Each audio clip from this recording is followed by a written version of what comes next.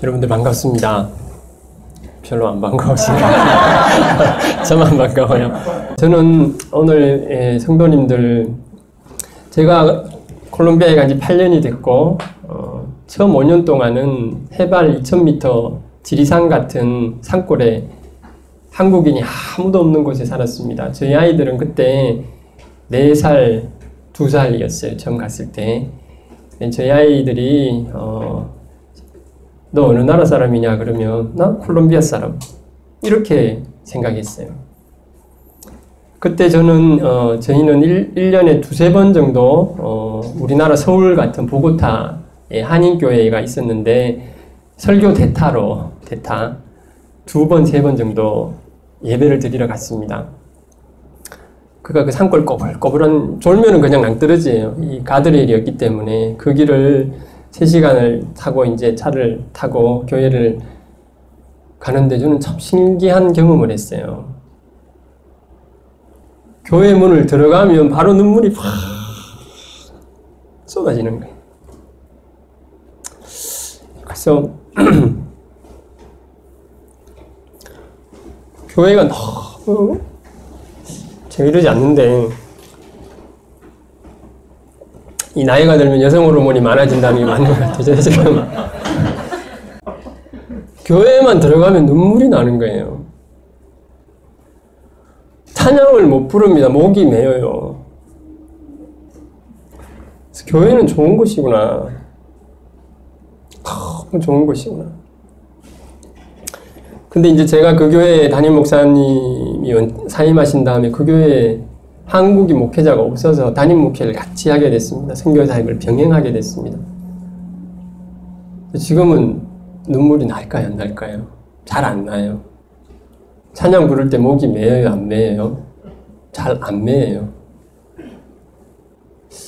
시간이 지나면 익숙해집니다. 그리고 좋은 게 좋은지를 잊어갑니다. 자, 우리가 교회는 좋은 곳이죠. 교회는 좋은 곳입니다. 그러나 교회가 계속 좋은 곳으로 경험이 되려면 우리가 노력해야 되는 부분이 있습니다. 그렇죠? 우리 결혼해 보신 분들은 금방 아시죠? 처음에는 막 보기만 해도 저한테 나중에는 어떻게 됩니까? 뭔가 좀 달라지잖아요? 그 사람이 변한 거 아니거든요. 너무 좋아하시면 안 되는데요. 우리가 뭔가 해야 되는 게 있어요. 교회도 마찬가지입니다. 교회는 좋은 곳입니다. 수고하고 무거운 짐진 자들아 다 내게로 오라 안아주시는 그 주님의 품에 안기는 곳이 교회 아닙니까? 교회는 좋은 곳입니다. 그러나 우리가 교회에 들어올 때 오늘 얼마나 많은 사람들이 감격하며 눈물을 흘리겠습니까? 우리에게 뭔가 지금 노력해야 되는 부분이 있다는 겁니다.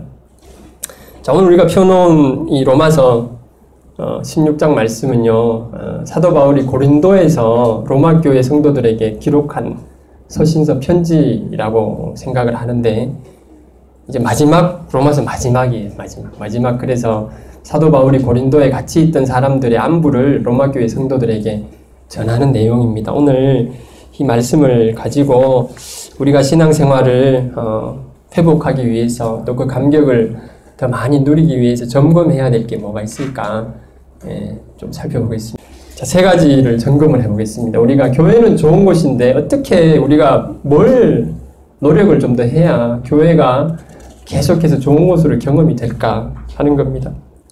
자, 제가 3가지 질문입니다. 제 스스로에게 하는 질문, 또 성도님들 스스로 하는 질문이에요. 첫 번째는 다른 성도를 향한 문안이 있으십니까? 다른 성도를 향한 문안이 있으십니까? 이 로마서 16장을 저희가 다 읽지는 않았는데요. 문안한다는 말이 몇 번이나 나올까요? 이거 목회자가 세야 되는 거 아닙니까? 이걸 해야 되니까 19번인가 그렇게 나와요. 그러니까 도배가 되어 있는 말이 문안하다라는 거예요. 계속 문안을 합니다. 자, 그런데 어떤 성경학자는 이 로마서에 대해서 말하기를, 사도 바울은 로마서를 기록할 때 이 로마서가 자기 어쩌면 일생의 마지막 서신이 될 수도 있었다고 생각을 했다는 겁니다. 왜냐하니까 지금 사도 바울이 고린도에서 로마서를 기록하면서 무슨 일을 해야 되나 하면 헌금을 모아가지고 예루살렘에 전해줘야 되는데, 이 예루살렘에 가면 사도 바울을 죽이려고 이를 가는 사람들이 기다리고 있어요. 그래서 이 사도 바울은 이 로마서가 아마 일생의 마지막이 되지 않을까. 아마 어쩌면 그래서 로마서가 기독교 교리를 다 해준지도 모르겠습니다. 자, 그런데 우리가 마지막이라고 생각하면 어떻게 됩니까? 주변에 있는 사람들이 귀하게 보이겠죠. 그렇지 않습니까? 저 사람 내일 또 볼 건데 이거 하고 저 사람 마지막이야. 다르잖아요.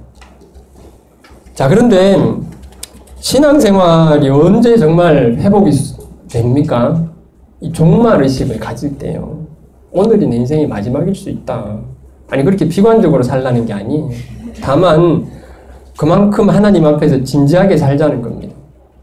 내일이 다시 올지 어떻게 알겠습니까? 하나님이 언제 우리를 어떻게 불러갈지 아무도 모르는 거 아닙니까? 자, 이렇게 진지한 태도를 가지고 종말적인 신앙을 가지고 사도 바울이 지금 이 로마서를 쓰면서 뭘 보여줍니까? 한 명 한 명에게 다 문안을 하는 거예요. 자, 그런데 이 문안한다는 말은요, 그냥 안부 인사하는 게 아닙니다. 이게요, 헬라어 단어를 찾아보면 이 말의 원래 의미는요, 마음을 다해서 환영하다. 좀 다르죠. 정말 잘 지내고 있는지 유심히 점검하는 거예요. 건강은 괜찮은지, 관계는 괜찮은지, 또 정서적으로 평안한지, 신앙적으로 잘 있는지 하나하나 점검해보는 게 이게 문안하다라는 헬라어 단어입니다. 그러니까 문안하라 하는 말이 그냥 잘 지내는지 물어봐줘 이게 아니라는 거예요. 정말 한 사람을 향한 순수한 관심을 가지고 그 사람을 진지한 마음으로 또 환영하는 마음으로 찾아보는 겁니다. 이게 문안하는 겁니다. 자, 이게 우리 생활에 어떻게 적용이 됩니까? 교회 안에서요, 얼마나 돌아보십니까? 돌아보시는 게 중요합니다. 왜 중요합니까? 제가 선교지에서 이제 비자가 거부되어서 이제 급하게 한국으로 오느라고 코로나 검사는 코로 하잖아요. 그죠? 한국말이 좀 되는 것 같아요. 이 정도는 안 됐거든요. 한국말을 상실해서. 코로 하는데 콜롬비아에서 하니까 요 정도 찌르더라고요. 요 정도 약간 한 2cm, 3cm. 근데 이제 막 저희가 아프다고 그러니까 이 콜롬비아 사람들은 또 정이 많아요. 그러니까 간지리고 말더라고요. 그래서 간지려서 저는 막 웃었어요. 왜 이렇게 간지럽냐고. 간지리지는 말라고 이제. 자, 근데 한국에 왔더니 한국 사람들은 원칙이 중요해요. 간지럽지 않아요. 자, 저는요, 그 빨대가 이만큼 긴데요. 빨대처럼 생긴. 이게 눈에 닿는 줄 알았습니다. 저희 아들 붙더라고요. 저희 부부가 저희 아들이 힘세요. 조그만한데. 이까지 찔러, 이까지. 그리고 두 번째, 이제 처음에 그렇다는 거 알았잖아. 한국 사람들 피 눈물도 없구나. 나도 한국인이지만. 두 번째 가는데 이제 발이 안 가는 거예요. 저희 아들 안 갑니다. 이제 반대로 가요. 저기 가 있는데 뒤로 자꾸 가. 자, 질문이요. 코로나 검사는 코로 하는데 코로나 검사 받을 때 코만 아파요? 아니면 온몸이 뒤틀려요? 온몸이 뒤틀리죠. 코로나 검사는 코로 하는데 발부터 안 가려고 하죠. 손이 막 이렇게 진땀이 나죠. 왜 그렇습니까? 이렇게 뻔한 질문을 저 선교사는 멍청하게 하고 있어요. 한 몸이니까 그렇죠. 자, 신앙생활을 하면서 서로 돌아보는 게 왜 중요할까요? 이건 예의 바르라는 문제가 아니에요. 예수님은 신앙생활을 뭐라고 말씀하셨습니까? 포도나무 대신 예수님에게 붙어 있는 거 아닌가요? 신앙생활은 예수님을 믿는 것은 우리가 예수님한테 붙어 있는 거 아닙니까? 같이 붙어 있는 거 아닌가요? 그래서요, 고린도전서 같은 것을 보면 사도 바울이 뭐라고 합니까? 한 지체가 고통을 받으면 다른 지체도 어떻게 해요? 같이 고통을 받아요. 한 지체가 기뻐하면 다른 지체도 어떻게 합니까? 같이 기뻐합니다. 왜 그렇습니까? 같이 붙어 있기 때문에 그런 거예요. 우리가 같이 예수님에게 붙어 있는 것이 신앙생활이라는 말입니다. 로마서 12장 15절 즐거워하는 자들과 함께 즐거워하고 우는 자들과 함께 울라. 이게 왜 중요합니까? 내가 정말 예수님에게 붙어 있나 아닌가를 보여주는 게 다른 사람을 돌아보는 거예요. 성도를 돌아보는 거예요. 제가 목사로 살아보니까요. 목사도 사람이잖아요. 자꾸 성도님들은 이 목사들이 이슬만 먹고 사는 줄로. 저도 밥을 먹어야 돼요. 라면도 좋아합니다. 자, 그런데 목회자가 이게 게을러지면, 우리 목사님 부지런하지만 저는 좀 게으른 게 좋아요. 근데 게을러지면 어떤 증상이 나타나냐면 성도님들하고 만나기가 싫어요. 우리 교회 성도 아니니까 말해도 저한테 뭐 불만 없잖아요. 이 목사님 잘하시니까. 제가 신앙이 게을러지면 성도님들하고 연락하기도 싫어요. 자꾸 불편해요. 이게 병든 거예요. 그럼 제가 의도적으로 일부러 전화를 합니다. 막. 더 싫으니까 이제 일부러 전화를 하는 거예요. 저를 좀 고쳐보려고. 성도님들은 어떠세요? 성도님들은 이 목회자에 대해서 안부를 좀 하십니까? 목사님이 맨날 성도를 안부하십니까? 이 남의 교회에서 설교하니까 하고 싶은 말을 다 할 수 있어서 저희 교회에서 이런 말 못하죠. 저한테 안부하라고 제가 어떻게 하겠어요? 자, 그런데 이게 왜 중요하다고요? 예수님, 가지 되신 예수님에게 붙어 있는 성도님은 교회에 와서 고자세 취하지 않습니다. 고자세가 어디 있어요? 내가 예수님께 붙어 있는데 어떻게 고자세를 취합니까? 목회자가 예수님한테 붙어 있는데 어떻게 귀찮아서 성도를 팽개칩니까? 그건 안 되는 거 아닙니까? 저는요, 오늘 우리 예배 드리신 우리 모든 성도님들이 주님께 날마다 더 많이 붙어 있기를 바라고 더 깊이 붙어 계시기를 바랍니다. 그래서 우리 성도님들, 즐거워하는 성도님들과 함께 즐거워하시고 또 우는 성도님들이 있으면 함께 우시는 그런 성도님들 되시기를 바랍니다. 제가 질문 3가지, 점검사항 3가지. 첫 번째는 문안이 있는가 그랬죠. 두 번째는요, 다른 사람의 장점을 보는 눈이 있습니까? 다른 사람의 장점을 보는 눈이 있습니까?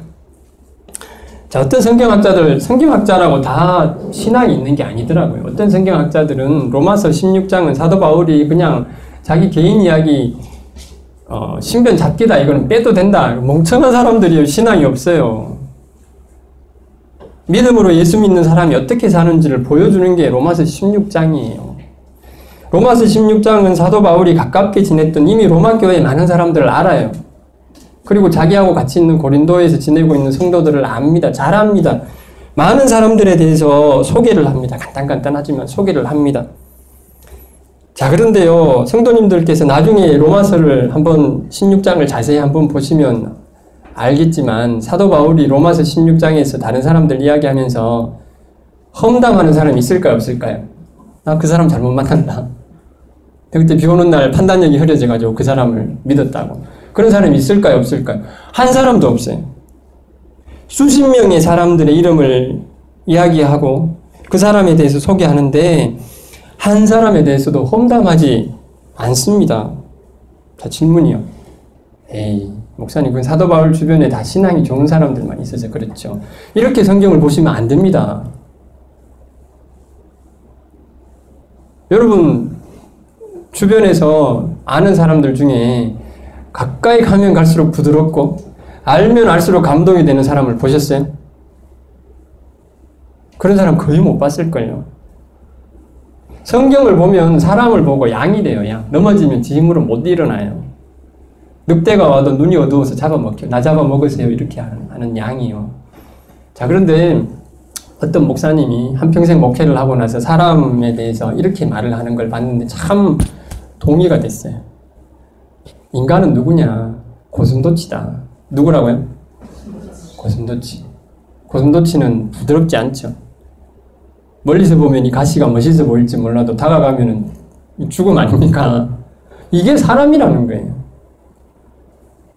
멀리서 보면 멋있어 보일 수 있습니다. 있어 보일 수도 있고 근사해 보일 수도 있는데 가까이 가면 어떻다고요? 고슴도치. 다른 사람을 찔러요. 근데 우리는 어떻게 합니까?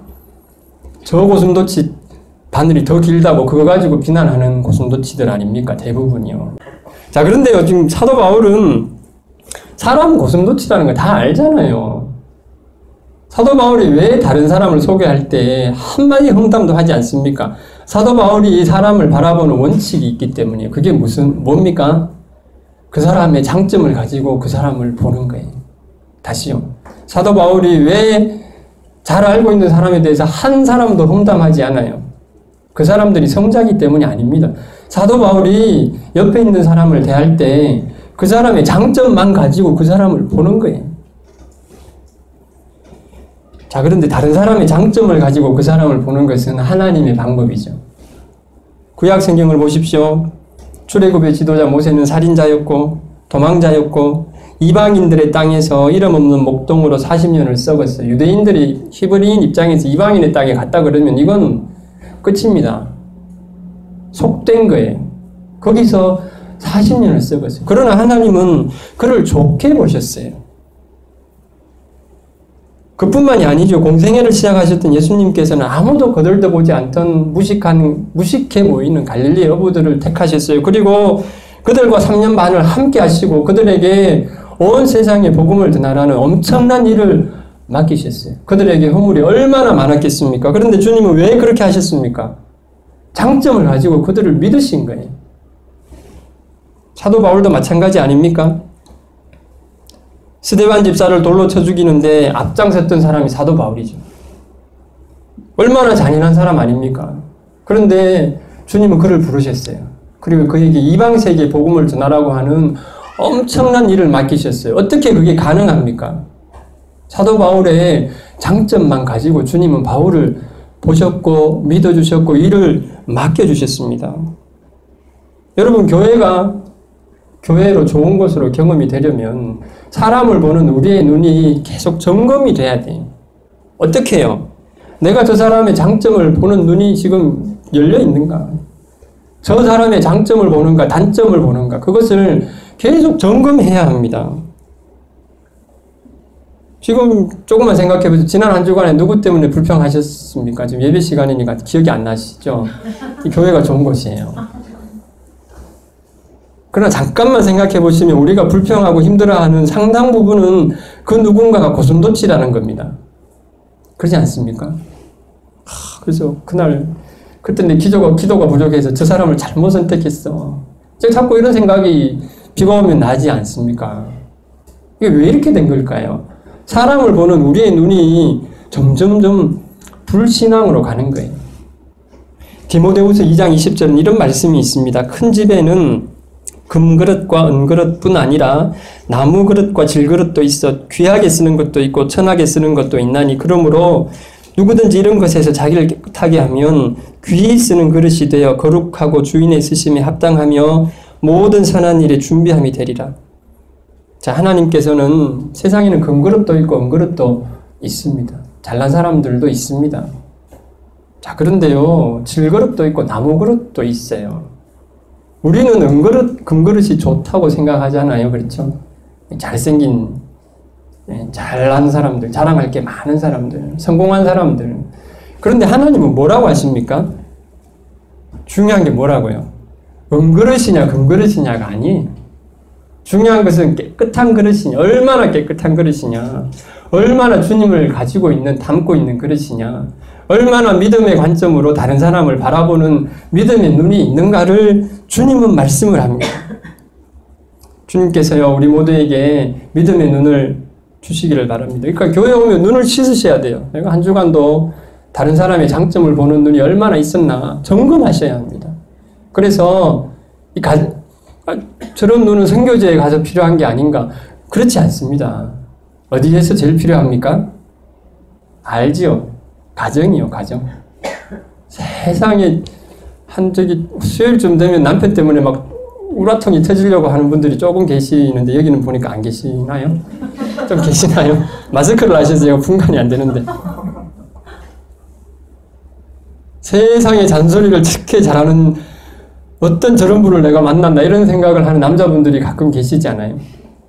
자, 우리가 믿음의 눈으로 옆 사람을 봐야 되는 곳은요, 아프리카가 아니에요. 단기 성경 아닙니다. 가정이요. 어디라고요? 가정이요. 그 남자, 그 여자요. 그리고 교회요. 그 성도님, 그 집사님. 우리 옆에 있는 사람을 볼 때 우리에게 뭐가 필요하다고요? 믿음의 눈이 필요합니다. 장점을 가지고 그 사람을 보는 믿음의 눈이 우리 모두에게 회복되기를 바라고, 그래서 우리가 믿음으로 옆에 있는 사람들을 바라볼 수 있기를 바랍니다. 자, 제가 지금 뭘 하고 있습니까? 교회 생활이 좋은 것으로 경험이 되려면 우리가 점검해야 할 게 있다. 우리가 노력해야 할 게 있는데요. 뭐라고 했죠? 잊어버리셨어요? 첫 번째는 그렇죠. 문안, 서로를 돌아보는 문안이 있는가. 두 번째는 서로를 바라보는 믿음의 눈이 회복되어 있는가. 그리고 마지막 세 번째는요, 하나님의 일에 기꺼이 헌신하는가. 뭐라고요? 하나님의 일에 기꺼이 헌신하는가. 자, 오늘 본문을 보면 두 가지 헌신의 모습이 나오는데요. 22절을 보면 이렇게 기록합니다. 하나는요, 첫 번째는 헌신할 때 자신을 내세우지 않는 헌신이요. 자기를 내세우지 않고 뻐기지 않는 헌신이요. 나 목사야, 나 선교사야, 뭐 이런 거는 바른 헌신이 아니라는 겁니다. 22절 이 편지를 쓰는 나 더디오도 주 안에서 너희에게 문안하노라. 자, 사도 바울은 로마서를 직접 쓰지 않았습니다. 게을러서 그랬구나. 그렇게 하시면 안 돼요. 왜 그랬을까요? 이 사도 바울이 눈이 안 좋았어요. 다메섹에서 부활하신 주님의 그 영광스러운 빛을 보고 3일 동안 장님 아니었습니까? 시력이 회복되지 못한 거예요. 그래서 이제 이렇게 불러주면 옆에 있는 이 더디오라는 분이 이제 로마서를 기록을 했는데, 자, 사도 바울이 힘들었을까요? 더디오가 힘들었을까요? 안 해봐서 잘 모르겠어요. 자, 그러나 상상해보면 자기 글을 자기가 쓰는 게 쉽습니다. 누가 하라 그러면 짜증나죠? 자꾸 강단에서 이런 말을 다시 하겠습니다. 누가 하라 그러면 마음이 불편하죠? 아니, 난 이렇게 쓰고 싶은데 왜 자꾸 저렇게 쓰라고 하냐고요. 그리고 난 좀 지금 쉬어야 될 리듬 타임인데 난 지금 생체 리듬이 있는데 막 저는 틀림없이 알아요. 사도 바울처럼 열정적이고 막 이런 고집 센 분들은 밤에 자다가 일어나서 저같이 순한 사람 발로 막 차가지고 빨리 쓰라고. 누가 더 힘들었을까요? 저는요, 더디오가 훨씬 힘들었다고 봐요. 아마 사도 바울은 예수 믿으니까 욕은 안 했겠지만 신경질 냈을지도 몰라. 인상 막 좀 잘 써보라고 좀 더 빨리 쓰라고. 지금 이 하나님 주신 영감 잊어버리기 전에 빨리 말해야 되니까 속기 좀 배우라고 막 이렇게 했을지도 몰라요. 자, 그런데요, 더디오는 자기를 내세우지 않았고 하라는 대로 다 했어요. 쓰라는 대로 다 썼어요. 더디오의 생각 들어갔을까요? 안 들어갔을까요? 저는 안 들어갔다고 봅니다. 사도 바울처럼 철두철미한 사람한테 자기 생각 넣었다가 아마 다 찢었을 거예요. 불같은 성격 아닙니까? 목표를 이루어야 되는 기질 아닙니까? 자, 더디오는요, 자기를 내세우지 않았습니다. 그러나 더디오는 하나님의 일에 쓰임받았어요.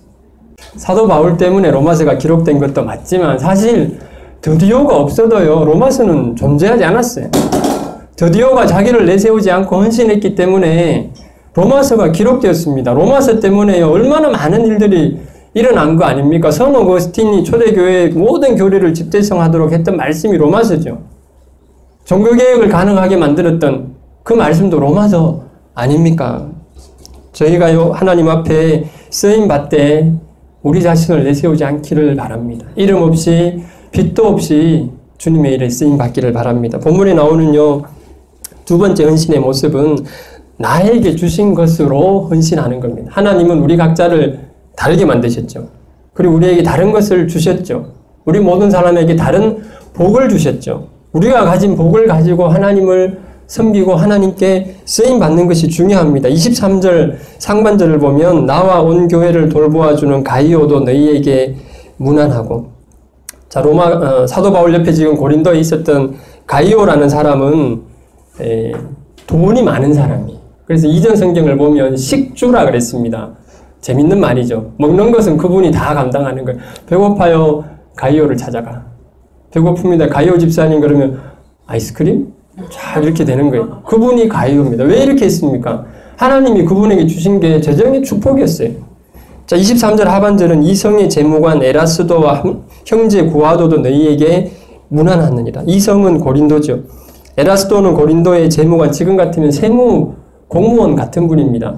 자, 이 당시 예수님 돌아가신 지 20-30년 밖에 안 됐는데 고위 공무원이 예수 믿는다고 말하는 것은 쉬운 일이 아니죠. 자, 근데 어떤 효과가 있을까요? 전도의 효과가 있습니다. 바르게 사는, 본이 되는 삶을 사는 공직자가 신앙인이라고 했을 때 그것 자체가 그냥 전도예요. 그분은 예수 믿으라 말할 필요도 없어요. 그냥 자기 일만 바르게 하면 전도가 되는 거 아닙니까? 자, 이제 마지막인데요. 김중곤 목사님을 아십니까? 1958년 전라남도 신안태생이시고 아니요, 더 이전에 태어나셨어요. 1958년에 한국 대학생 선교회를 설립하셨는데 이분은 이런 구호를 가지고 있었어요. 오늘의 학원 복음하는 내일의 민족 복음하여. 오늘의 민족 복음하는 내일의 세계 복음하다. 그 비전을 가지고 대학생들을 붙들고 평생을 실험하셨어요. 자, 이분을 통해서 얼마나 많은 일들이 일어났는지 알지요. 40만여 명의 대학생, 어마어마하죠. 350만여 명의 평신도들을 성경 말씀을 가르쳐서 예수님의 제자로 살도록 만들었어요. 하용조 목사님, 김인중 목사님, 많은 교계 지도자들이 이분을 통해서 배출되었습니다. 자, 이분이요, 제가 하고 싶은 이야기. CCC, 여러분, 저는 CCC랑 관련이 없어요. 제가 옛날에 지도했던 청년들 중에 CCC 순장님들이 있어서 제가 들었습니다. 감동을 많이 받았습니다. 더운 여름에 7월 말에 제일 덥잖아요. 몽금포 해수욕장인가 그런 데를 간대요. 저는 어딘지 모르겠어요. 근데 땡볕에 있으니까 빛이 파라솔 해도 얼마나 그게 도움이 되겠습니까? 거의 이제 사람이 이제 익죠. 여기서 이 CCC 수련회 시간에 뭘 하는가 하면 앞에 전문이 질문하면 앉아있는 사람들이 대답을 하는데 희한한 게 있어요. 질문은 다 다른데 100가지가 넘는데 답은 하나예요. 답이 뭔가 하면 예수 그리스도입니다. 김중구 목사님 같은 분이 앞에 서서 질문을 이제 합니다. 이런 질문들입니다. 여러분의 생명의 주인은 누구입니까? 청년들이 더운데 대답을 하죠. 예수 그리스도. 목사님이 큰 소리로 또 질문합니다. 여러분은 누구를 위해서 공부합니까? 답은 하나입니다. 청년들이 대답합니다. 예수 그리스도. 목사님이 큰 소리로 질문합니다. 여러분은 누구를 위해서 결혼할 겁니까? 답은 하나입니다. 예수 그리스도. 자, 수만 명의 대학생들이 모여서 이거를 이렇게 하지 않아요. 해수욕장이 떠나가도록 외칩니다. 그렇게 1시간도 넘게 해요. 질문이 100개가 넘으니까요. 저는 우리 모두에게 이 외침이 필요하다고 생각합니다. 우리 인생의 오늘의 주인은 누굽니까? 예수 그리스도. 우리 가정의 주인은 누굽니까? 목소리 큰 사람 아니요. 예수 그리스도. 우리 자녀들의 주인은 누굽니까? 예수 그리스도. 우리는 나중에 마지막에 누구 앞에서 우리 인생의 결산을 하게 됩니까? 예수 그리스도. 오늘 우리는 하루하루 누구를 위해 살아가야 합니까? 예수 그리스도. 주님께서 오늘 예배드리신 우리 모든 성도님들 가운데 은혜 주시기를 바랍니다. 그래서 날마다 주님에게 깊이 뿌리를 내리고 붙어 있기를 바라고 성도를 돌아보는 문안, 장점을 가지고 옆 사람을 바라보는 믿음의 눈이 뜨여지기를 바라고 주님께서 우리에게 주신 것으로 헌신하고 나를 내세우지 않기를 바랍니다. 그래서 교회 생활, 신앙 생활이 복된 신앙 생활로 또 복된 교회 생활로 경험되기를 간절히 바랍니다. 기도하겠습니다. 하나님 아버지 감사합니다.